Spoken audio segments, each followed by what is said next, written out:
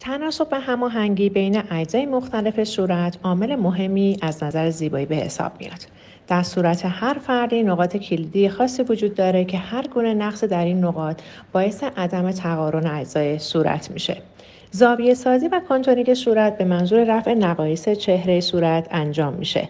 راه‌های مختلفی برای فرم‌دهی چانه و زاویه سازی وجود داره، اما تزریق ژل به دلیل دسترسی ساده و عدم نیاز به انجام جراحی طرفدارای خودشو داره.